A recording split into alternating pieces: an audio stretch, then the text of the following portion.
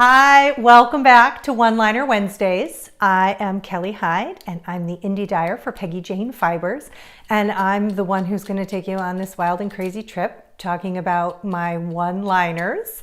This is episode 2, so I've got another whole new colorway with a whole new name that I'm going to show you, and I'm going to do that first this week.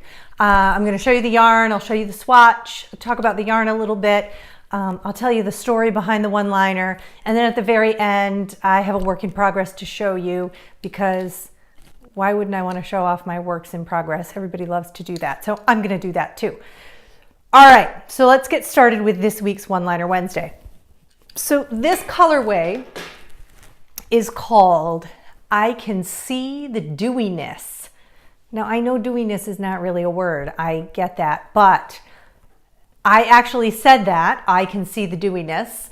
That came out of my mouth and it really was perfect, and when you hear the story you'll kind of get it. So let me show you the yarn for this.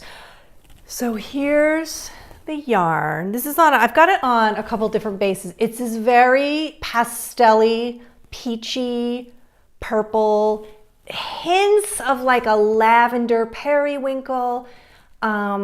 And there's definitely speckles in there, but I really kind of took it easy on the speckles. For me, they're pretty subtle speckles. They're kind of, you can see right there, kind of some golden speckles, and there's some kind of pinkish, dark sort of pinkish speckles.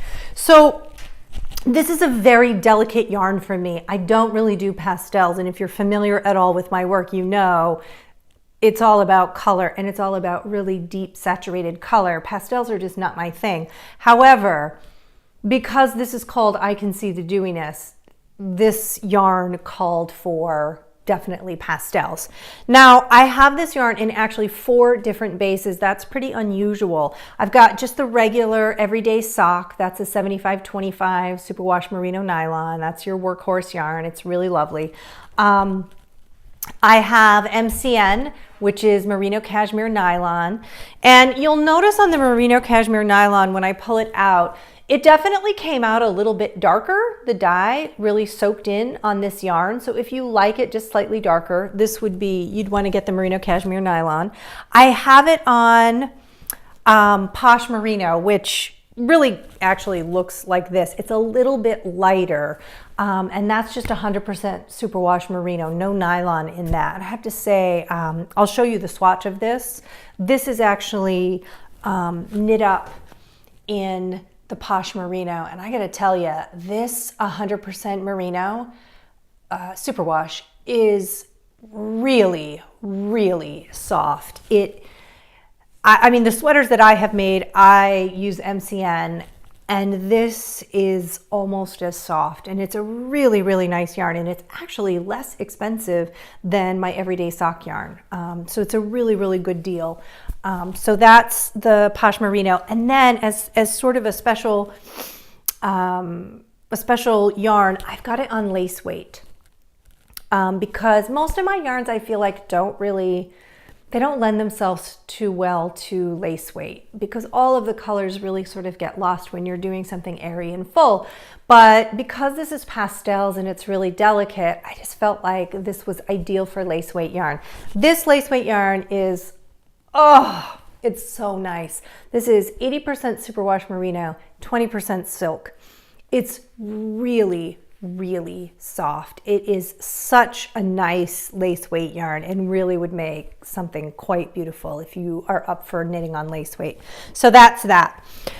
And as a special bonus, I have sort of something extra to go with this One-Liner Wednesday, and that is a sock mini pack.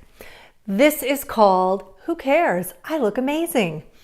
And I also said that too, and I'll tell you the story behind that. So these colors they perfectly match all of the, they perfectly match the dyes in the main yarn.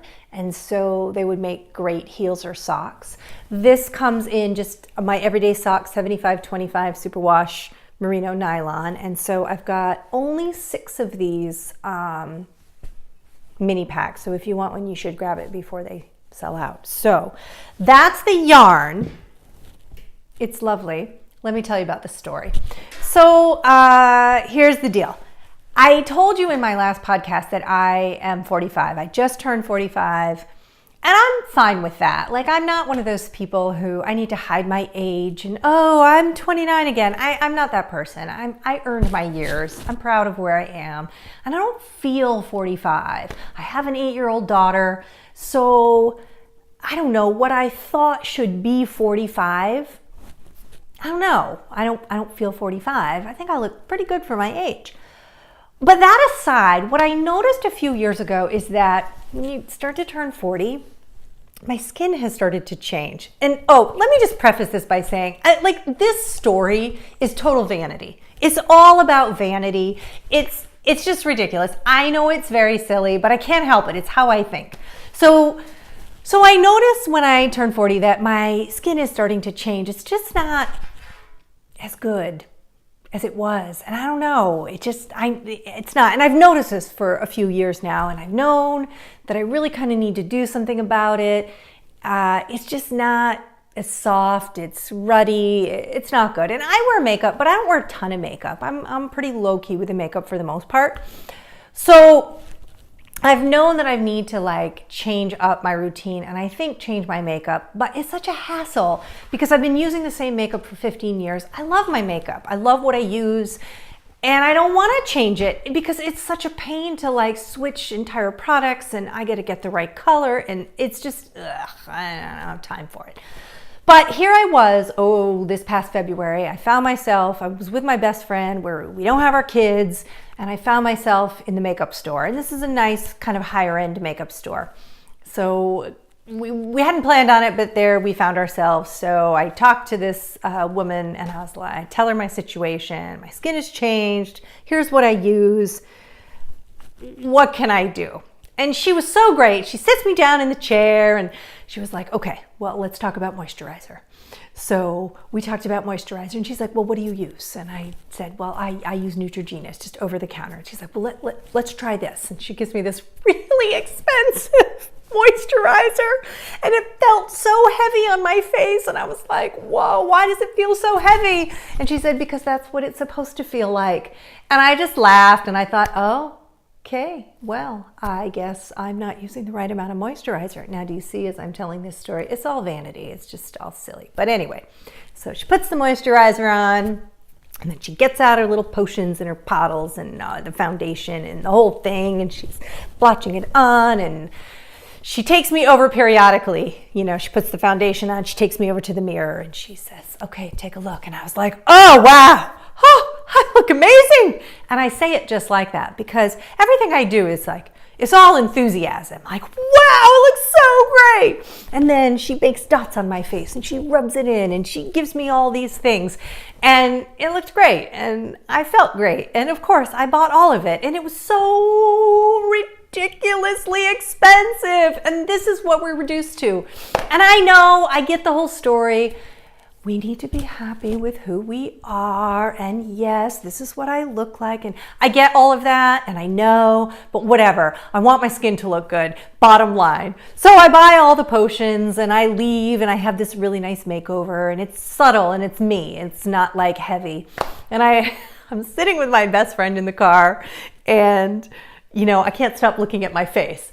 And before we take off, I'm looking in the rearview mirror and I was like, oh, Allison, I can see the dewiness.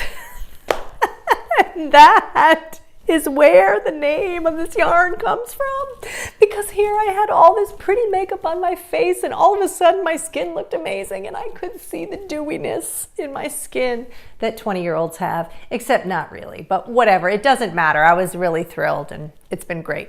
So that's this yarn. And then we go to take off.